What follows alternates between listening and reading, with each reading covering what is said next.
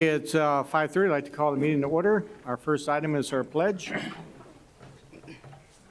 I pledge allegiance to the flag of the United States of America and to the republic for which it stands, one nation under God, indivisible, with liberty and justice for all.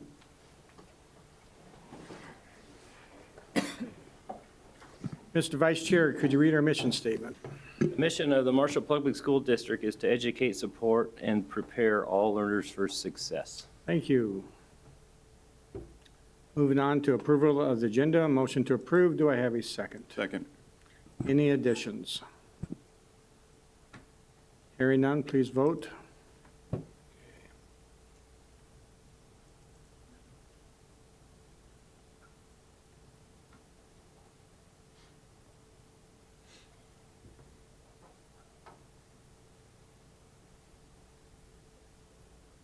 It is approved. Public forum. If there's anybody in the public that'd like to approach the board to make a statement, your time is now.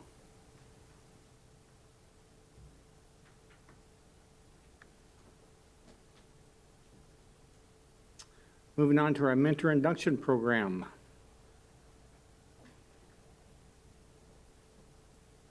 Welcome. Two of my favorite people.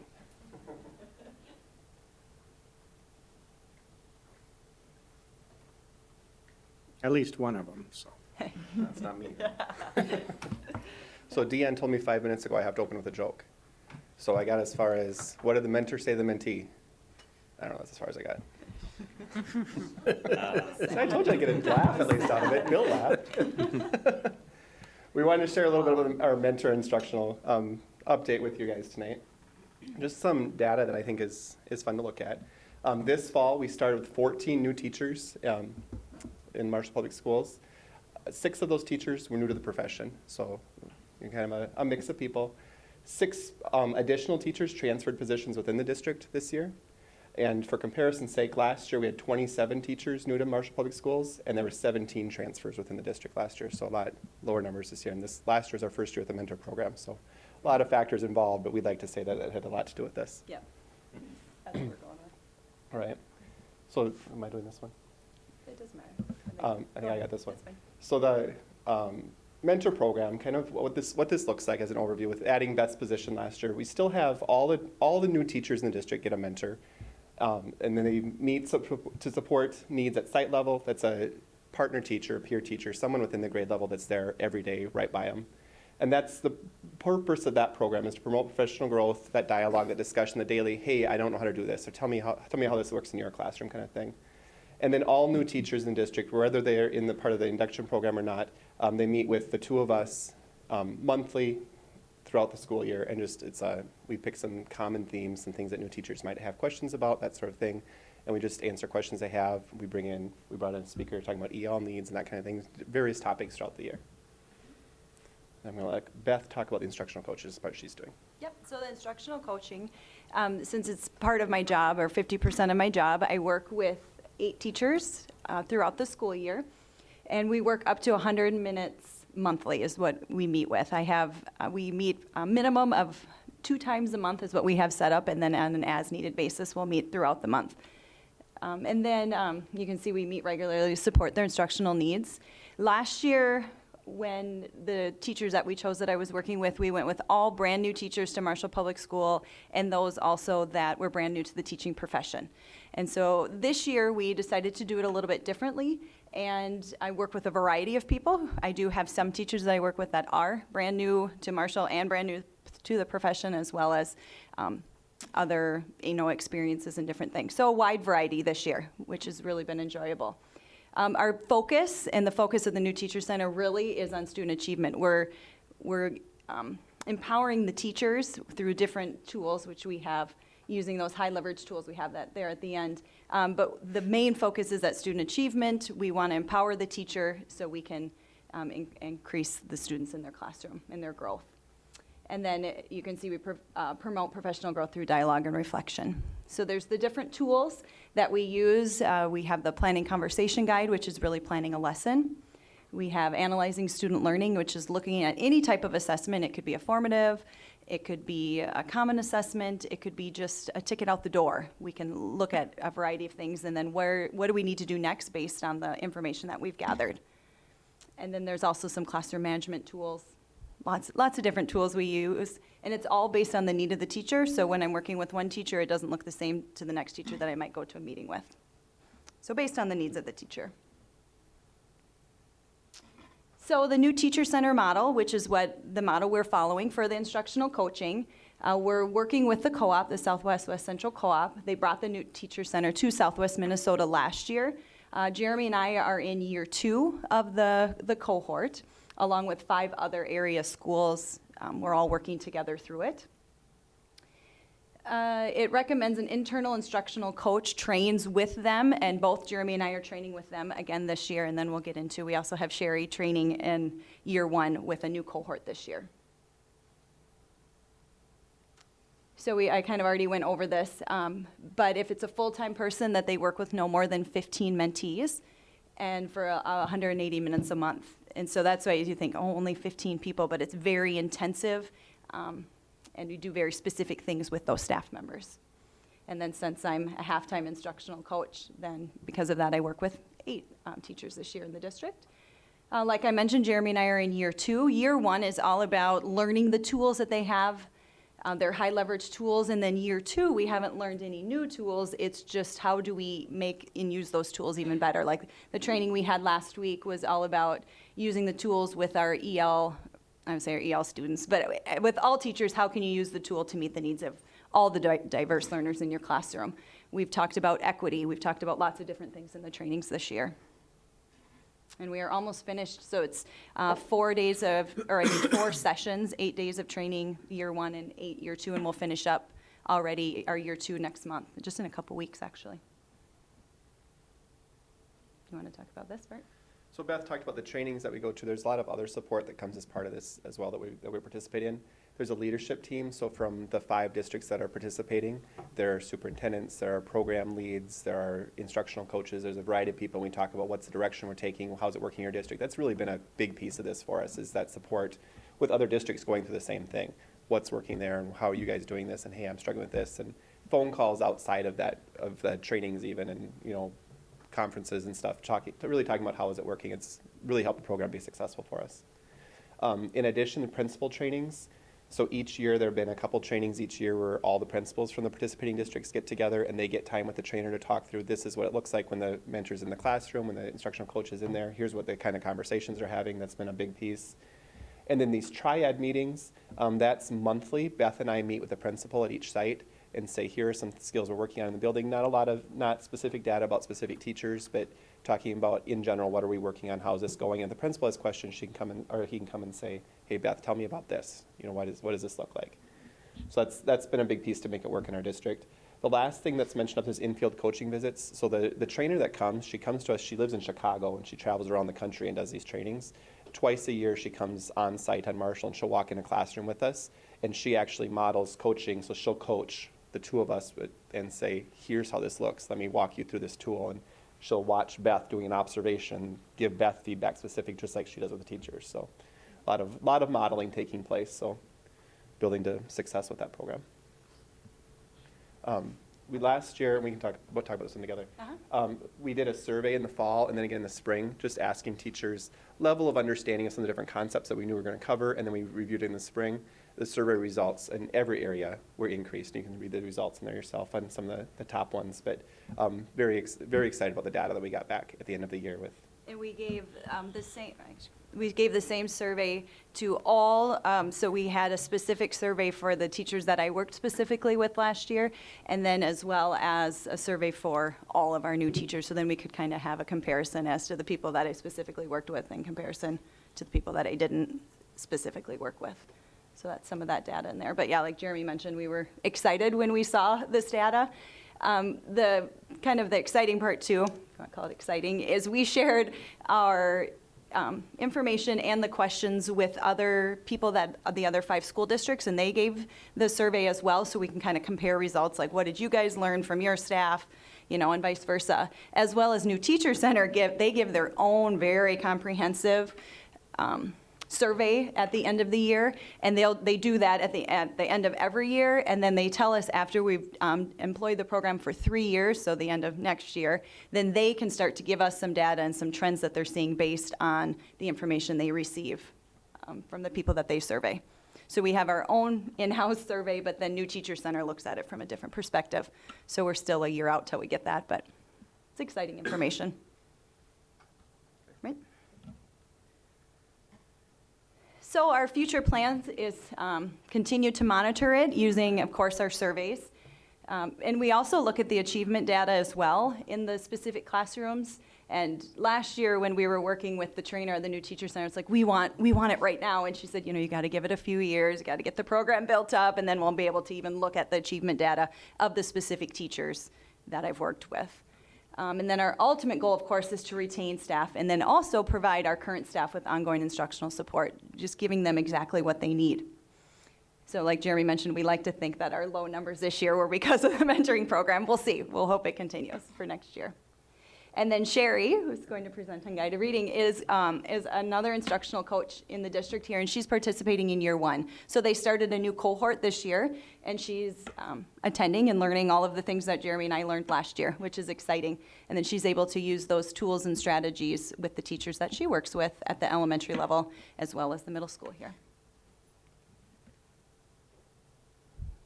I think that's it, isn't it? Do you have any questions for us? Are you both putting in 45 hours a month? 180 minutes for 15, that's 45 hours. Are you each putting in 45 hours a month? Go You're ahead. the Or I only can- one? Yeah. Beth is doing half of her role as instructional coach, so she's putting in that time with Yeah. those teachers. I'm training as the program lead for the district, so I'm going through the training to understand it, but I'm not working as an instructional coach. A long-term advantage I see to this is as new teachers experience this kind of instruction from you, they will become good mentors for us as Exactly. well. Yeah. And that was the point with sending Sherry through the training this year too. I didn't invite you up here, but her role is reading coach, reading specialist at Westside. And just she's in all these classrooms and supporting all these teachers, we have to show her these tools too. We were so excited about the things we were learning. So that's why she's in there too. She can use these, so in a different way, but using the same tools. Has the network been beneficial to you when you get together? It's been huge, yeah. Really, we've really formed a bond, I would say, and a connection with the other instructional coaches and administration in the other schools that we're working with. So we've even talked about when we met last week with our cohort, what does year 3 look like? Because New Teacher Center, they have year 1 and year 2. Now what are we going to do next year? So we're devising a plan, maybe just a couple check-in sessions with the cohort of people that we're working with. How do you fit the 45 hours into your other job, your other hats? It's kind of like a lesson plan, right? I mean, It is. you've got to map it out on your calendar. Well, and that's why I have the scheduled meetings twice a month for sure. It's usually about every other week I meet, depending whenever it is. And then, yeah, I just fit it in. It gets tricky sometimes, but be very flexible. Yeah, we make it all work. Good support from your principals? Yeah, very good support. They've been very supportive. Sounds Yeah. like a super program. Very good. Yeah, it has been very beneficial. Yeah. How do you choose which teachers you help and which ones don't? When we have more than, when you only have time, right, help them all, so. The principals have a big role in that too. So Yeah. we really sat down and had conversations about, last year we had Beth working with some people that weren't necessarily licensed in the area they're in, probably only going to be there for a year in that, in some of the roles. So just being very particular, we only get 8 spots, Which is the Well, hard you had part. what, 27 last year? Yeah, last year we did. And if Sherry comes on board, that she takes some of that load for you. Could be. Yeah. Yep. All right, thank you. Thank you. Thank you. Thank you.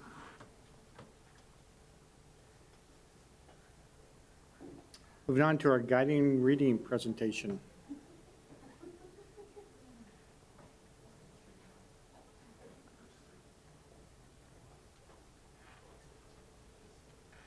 Welcome.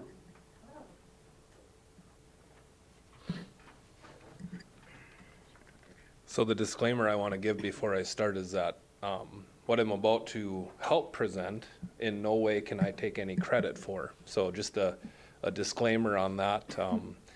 If you're going to give credit, of course, to my staff, and then Sherry, who's here with me, has done the majority work in leading the building towards our balanced literacy and guided reading approach.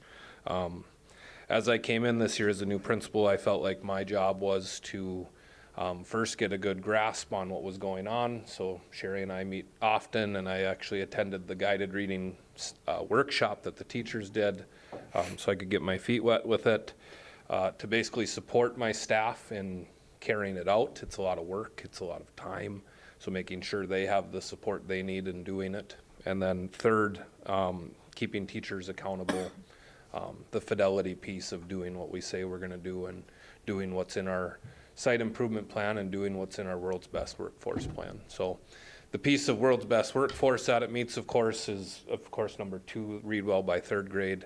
And then we'll talk about the students that aren't reading well by 3rd grade. What interventions are we putting in place to get those students at grade level or as close to grade level as we can? The majority of my work in education is of course taking place at the secondary level, primarily the high school level. And so it's really interesting now to see it from an elementary perspective. As a secondary teacher, I couldn't count the number of times I had students in my room who couldn't read, they couldn't sound out a word.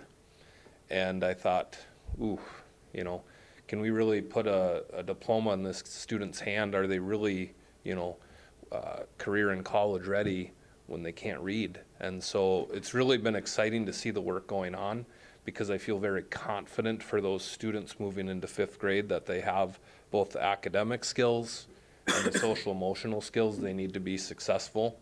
Then they can carry that on to their high school careers as well.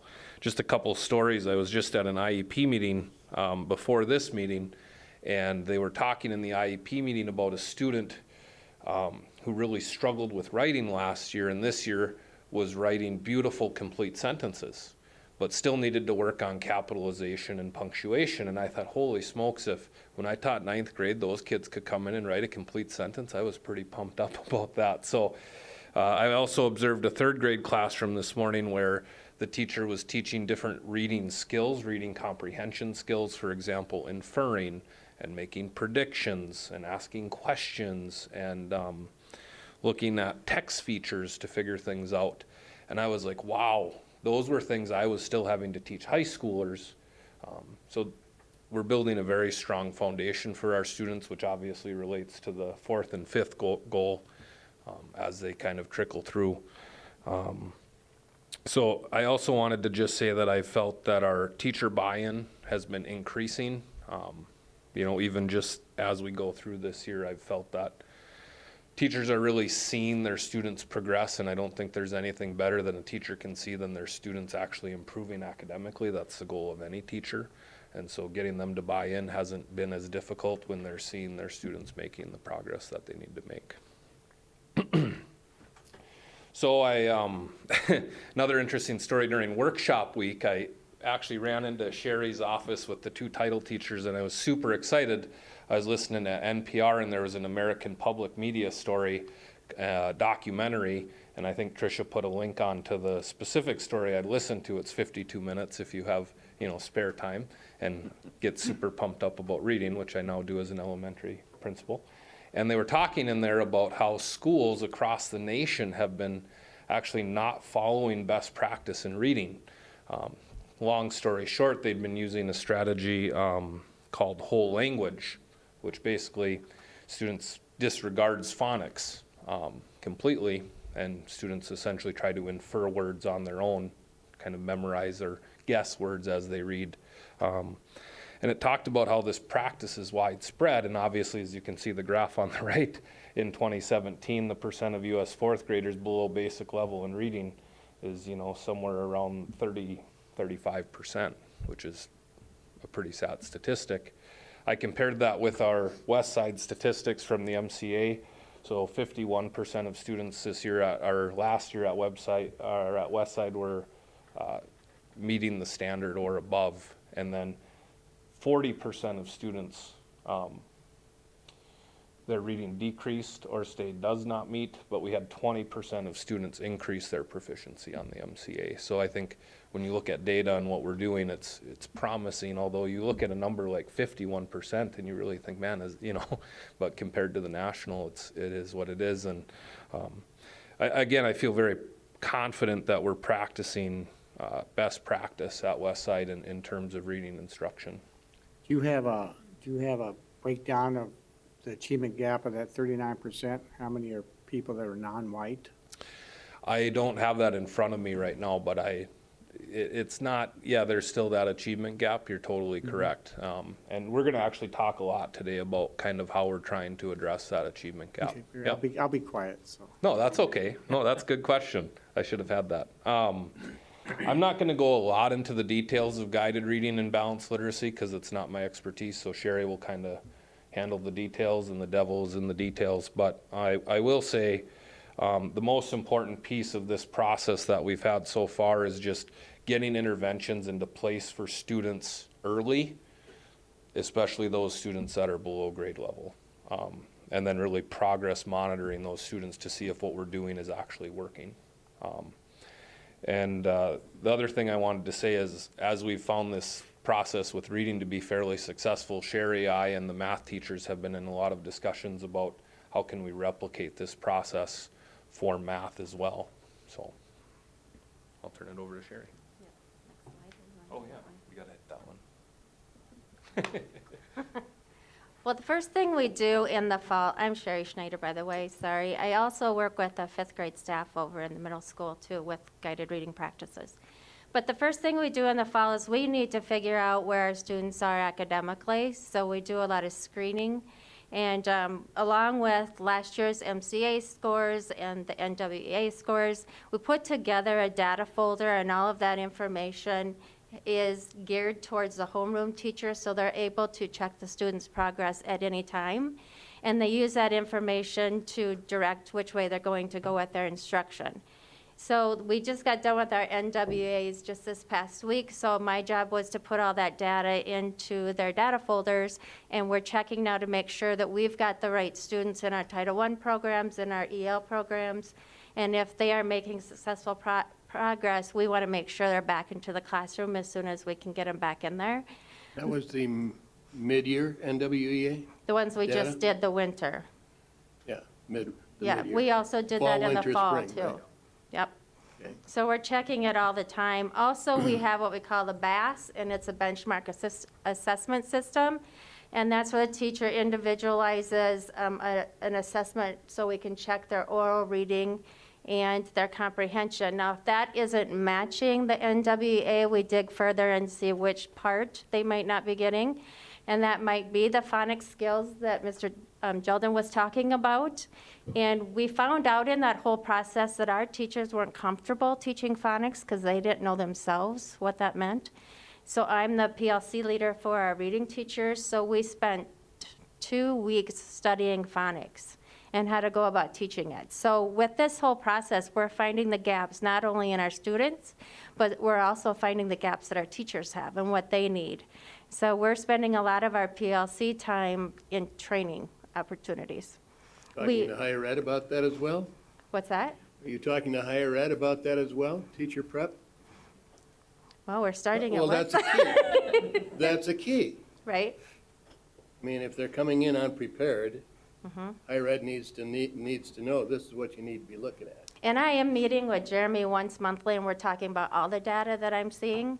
And then we meet all the time talking about our own building. But we just met again this morning and talked for about an hour and a half about things that we need to address even further down before they get to us. And so I'm hoping that we can get a system going K-12, and really looking at those gaps. So, and I think that's why we're talking about my job maybe changing a little bit next year, maybe working at the foundation of where our kindergarten and first grade lies, because it's almost too late if we get them as third graders and they've already missed out. Well, So- Bill, let's be careful when we talk about that, because it kind of gives the impression that colleges and universities aren't doing their job preparing teachers.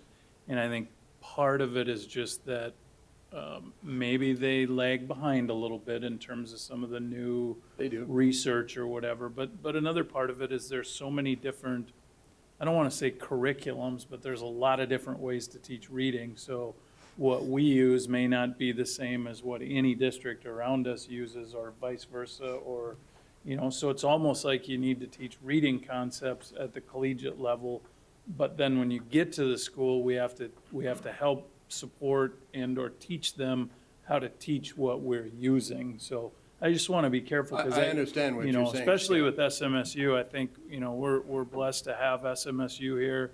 I think some of our best teachers come out of SMSU. We have a great partnership. So I just want to make sure there's a good message there. I get your point as well, though. I hear what you're saying, but you know, the best practice research is in phonics. It is in guided reading. It is in balanced literacy. So as we team with SMSU, Yep. we can also assist with that instruction, that pedagogy with them. I'm not putting them down. It's I know just you're that not. I think in Marshall, we've done a great job with best practice research, as long as I've been in this district. Right, and that's our goal, is to continue that. Yeah.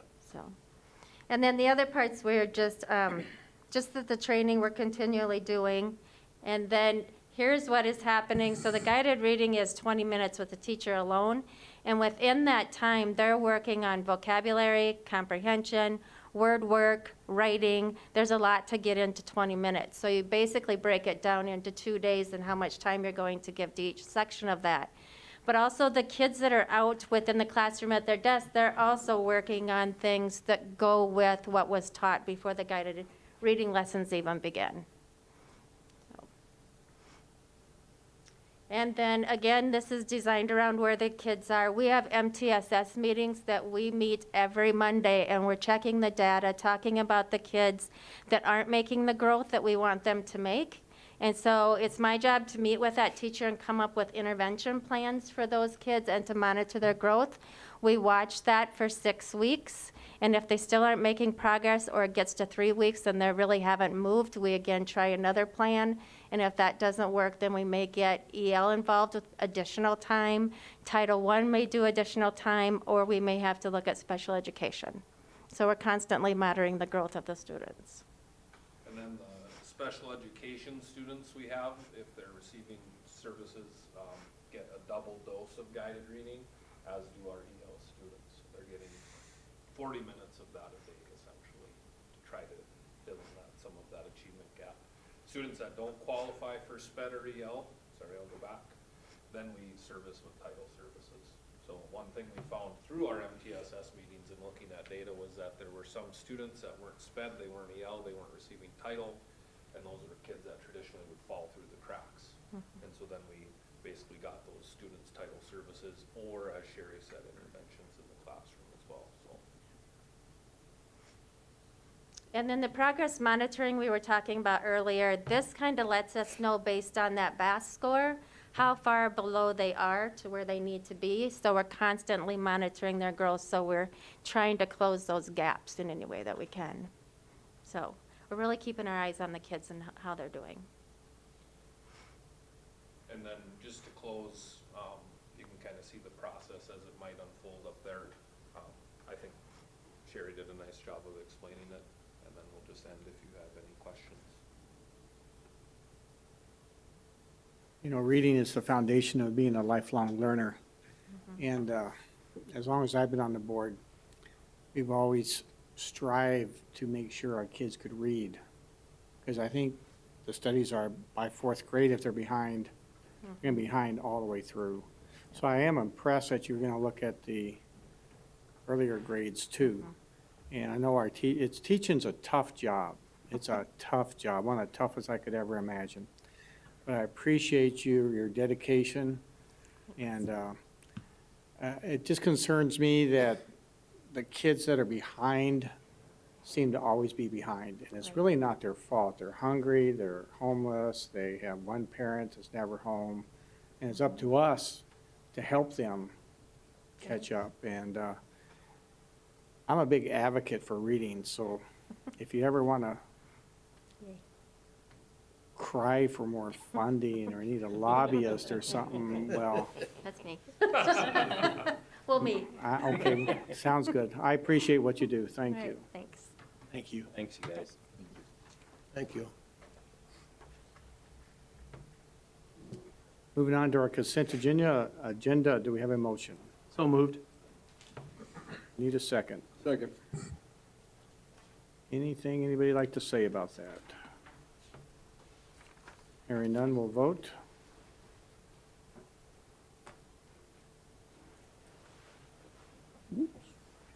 It is approved. Financials.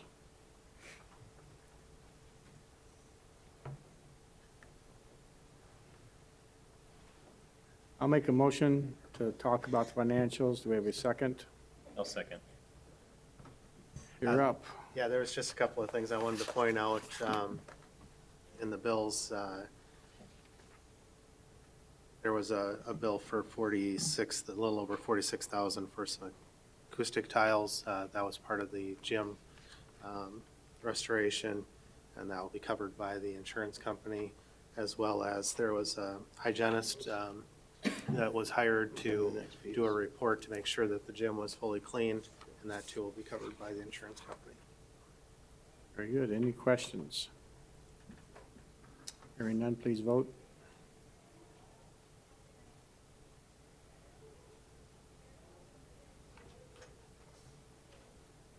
It is approved. Any questions on the financials? Just Anything want else you'd like to bring up? point out, if I could, under the general fund, actually, all the budget numbers are now the revised budget numbers that you guys approved at the last meeting.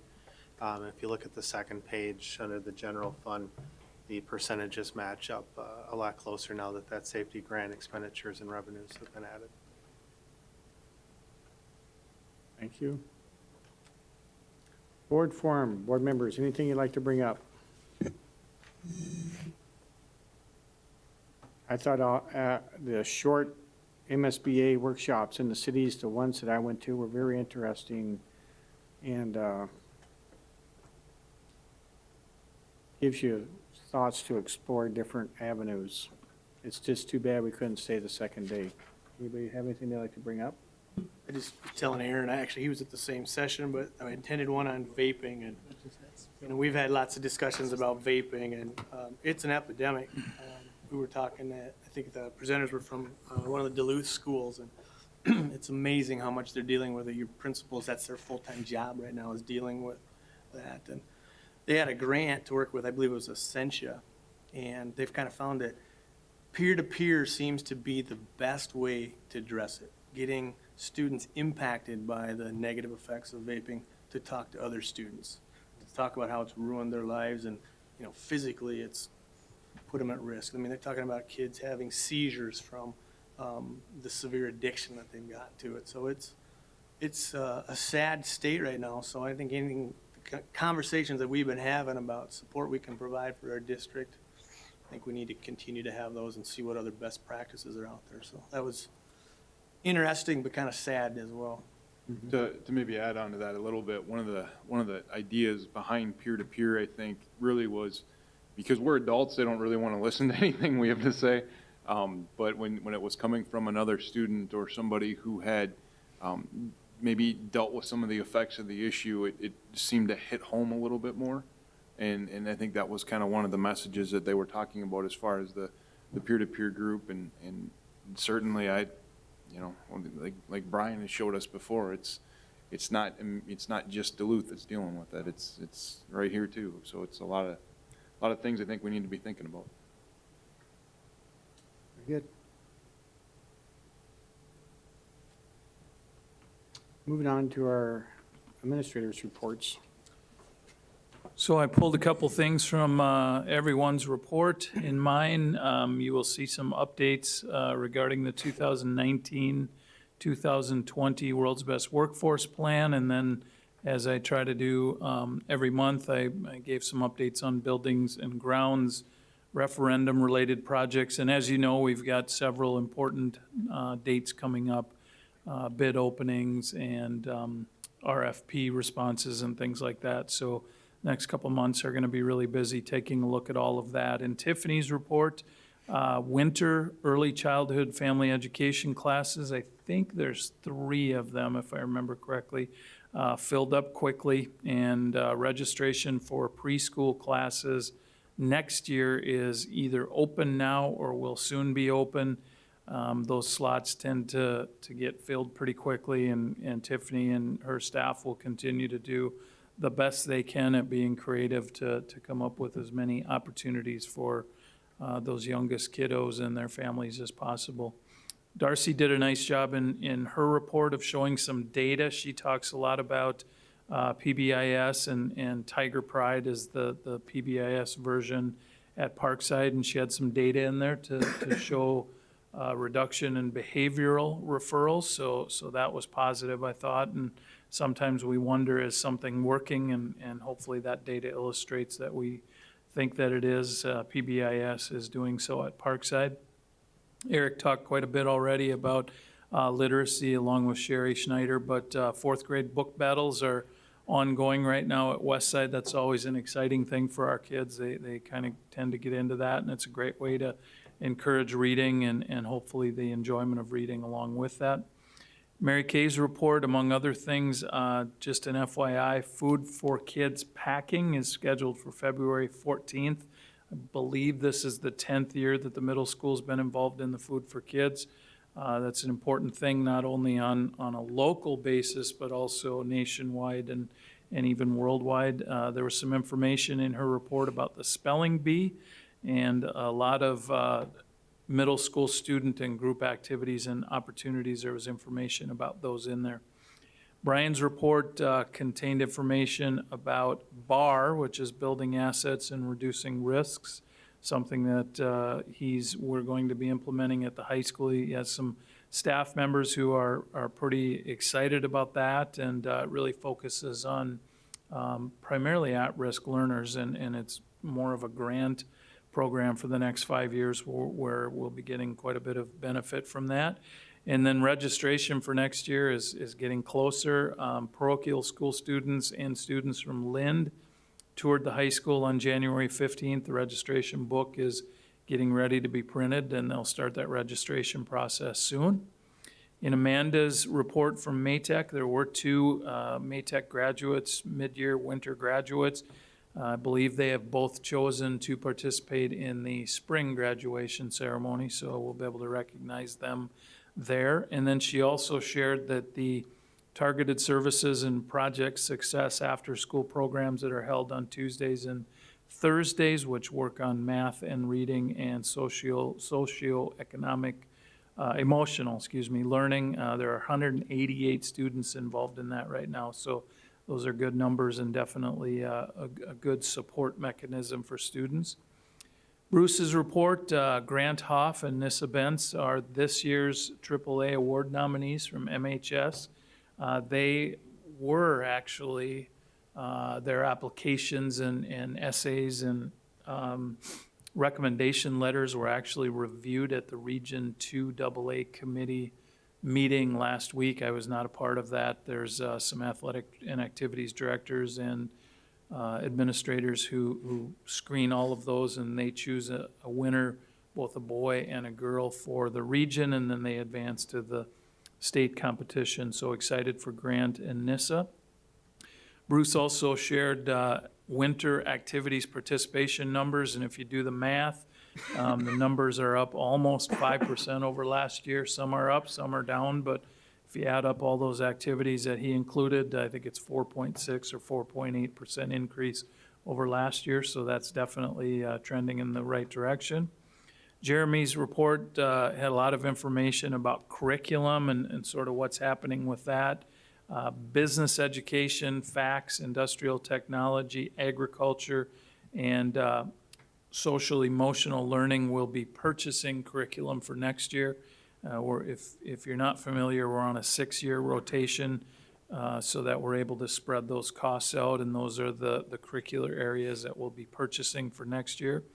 And then one of the things, and Dion and I and Jeremy as well have talked about how we need to get started on the transition discussions for the new elementary school and pulling all those grades and different aspects of that together. And we will do that probably after the bids come in, but technology discussions about how and what they do in second grade with technology and how and what they do in grades 3 and 4, they're a little bit different. So how are they going to bring those together when it's second through fourth grade and be consistent? So those discussions are taking place already. Beth shared in her report that we have another family engagement event coming up on February 8th. At that time, there will be someone to talk a little bit about the 2020 census.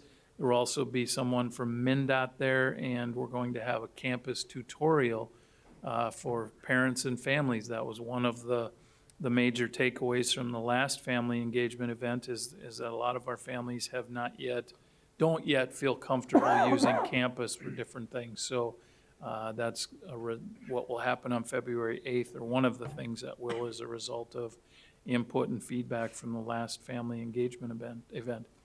And then I'll turn it over to Dion and then our students. I have a few things in my notes for the month, but I just wanted to point out one. We were fortunate enough to receive 4 more donations to go towards our negative food balances. You guys approved that in the consent agenda tonight. But I just wanted to point out a thank you to Sharon McCulley, Janice Peterson, Carissa Baker, and the Pack family who donated.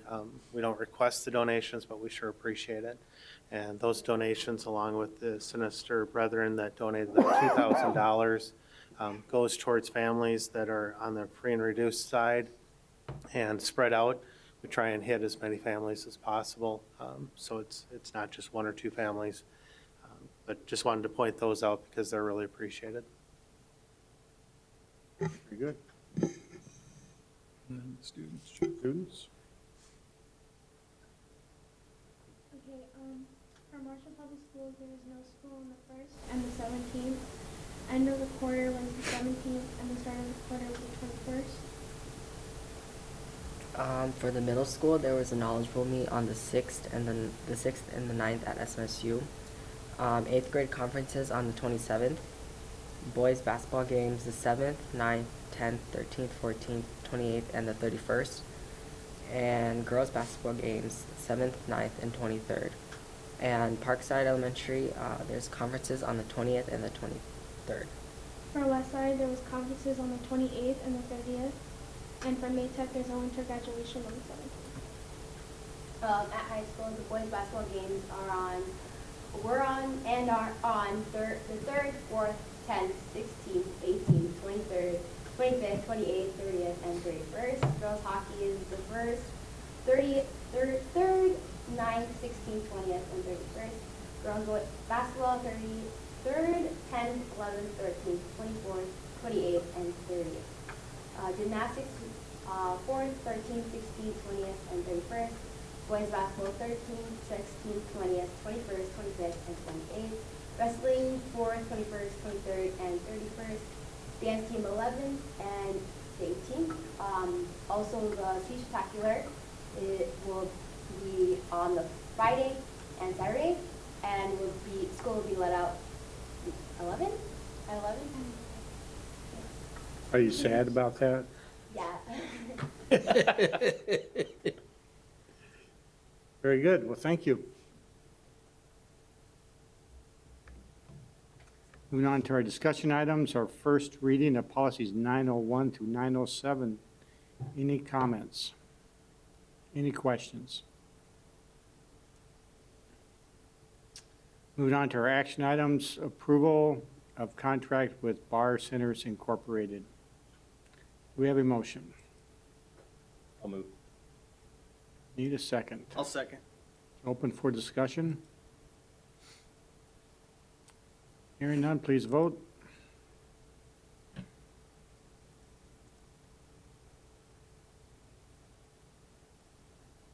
It is approved.